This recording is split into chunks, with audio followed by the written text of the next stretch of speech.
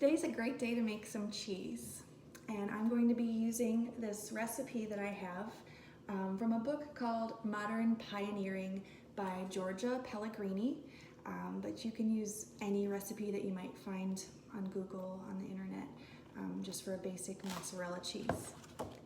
The ingredients that you're going to want to have is a gallon of whole milk. You're going to need rennet. I've got junket rennet tablets, but I think any rennet is acceptable. You'll need citric acid powder. You'll need non-chlorinated water. I use just the filtered water from my fridge. You're going to want a measuring cup to measure that, measuring spoons to measure your citric acid, a large non-reactive pot. I think that just means stainless steel or something maybe coated. And then I like to use a colander to strain my curds, as well as a slotted spoon. And a digital meat or food thermometer. All right, let's get started.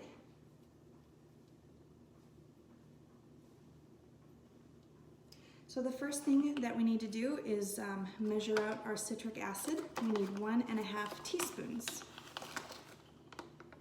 We're going to put it right into our big pot.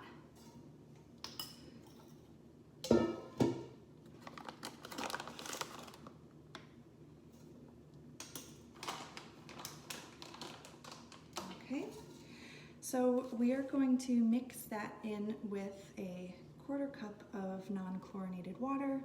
Any filtered water from your fridge filter or your Brita filter should be fine.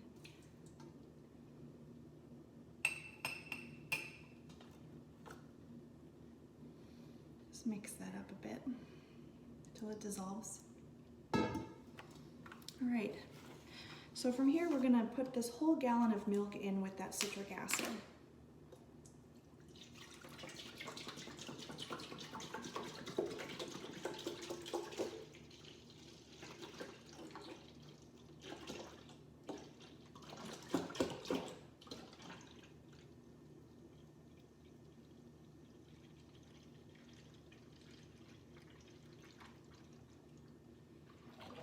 You can actually see it start to curdle right away. Okay, so I'm going to stir this vigorously, and I'm going to put it on medium heat.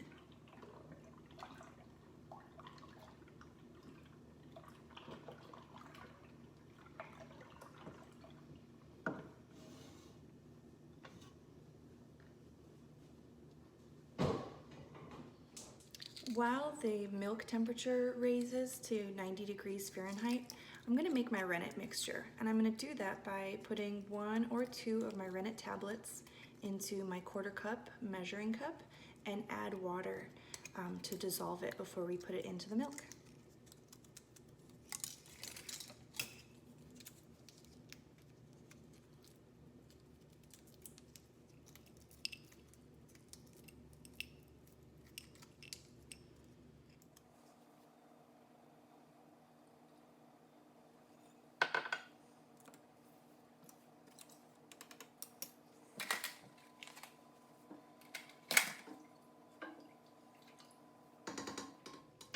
Even just with the citric acid, you can already see the milk starting to curdle.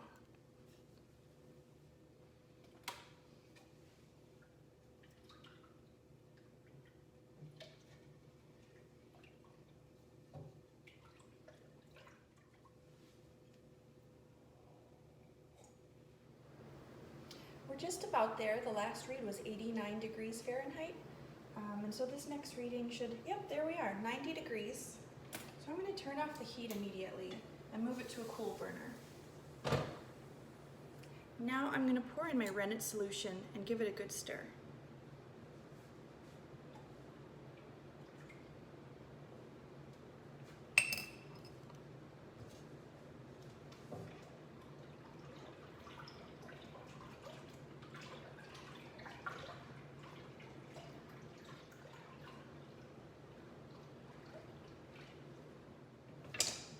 And put a lid on it.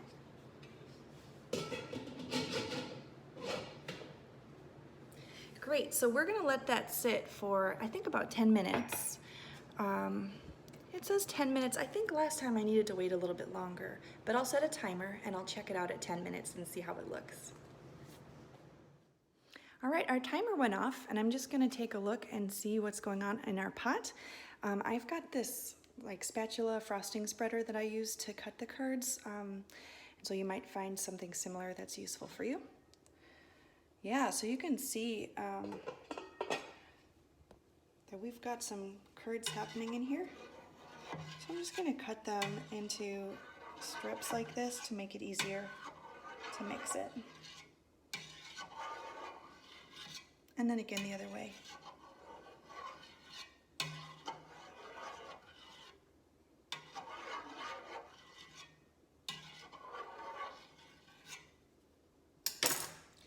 All right, so next we're going to put our heat back on, put it on medium, and get the temperature back up to 90 degrees Fahrenheit. And I'm gonna stir it while I'm doing that.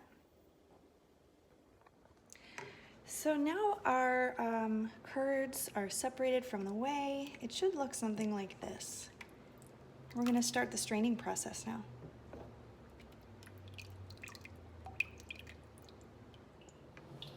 While I'm straining the whey, I'm gonna stir it gently so that I can move some of the whey away from the holes in my colander and keep it draining. And the next thing that I'm gonna do is just take my slotted spoon and get as much whey out as I can and put it in this glass bowl. Eventually, I'm gonna want all the whey in the big silver bowl and all of the curds into my glass bowl.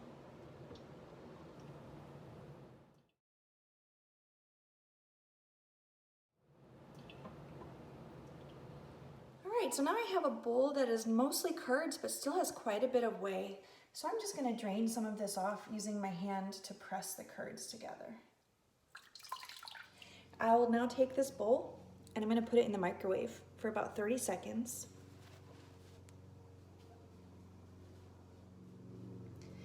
And that's released some more whey, so we're gonna drain that back into this bowl.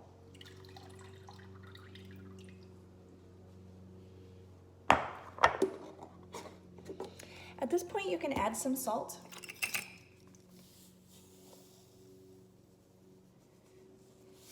That's a teaspoon.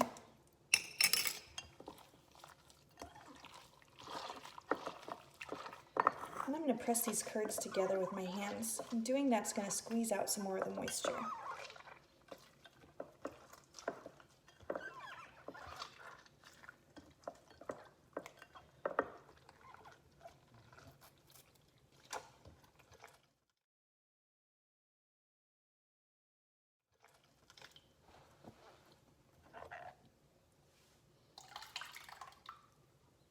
Back to the microwave for another 30 seconds.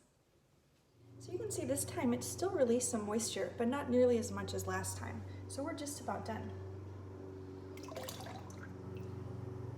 Your cheese should be hot to the touch, but not so hot that it burns your hands. If it is hot, you can always cool it off a little bit before you start kneading it and pulling it like taffy.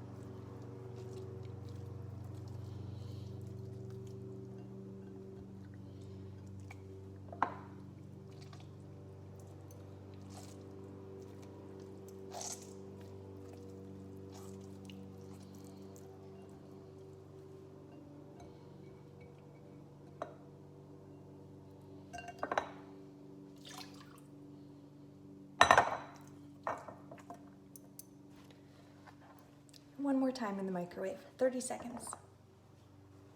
I'm going to fill this bowl with some cool water so that we can cool our cheese off after we've formed it into the balls that we want.